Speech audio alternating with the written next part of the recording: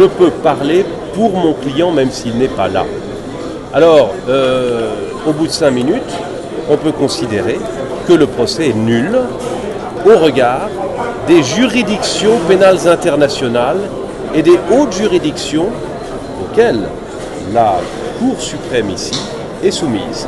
C'est la raison pour laquelle d'ores et déjà, on peut considérer qu'il n'y a pas de procès et que s'il y avait des décisions rendues, des condamnations, elles seraient nulles et non avenues en droit. Je ne sais pas si elles le seraient en politique, puisqu'on se demande si ce n'est pas une juridiction politique.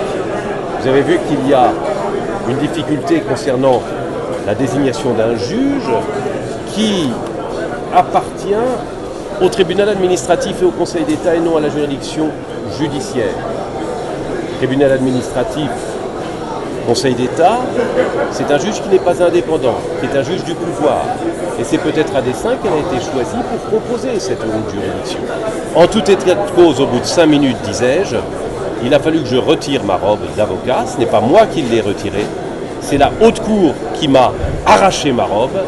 Et en cela, vous le comprenez bien, le symbole est très fort. Ce n'est plus un procès équitable. Et si même les uns ou les autres étaient jugés et condamnés, cette condamnation serait nulle et archi nulle en droit au regard des standards internationaux qui régissent le procès équitable.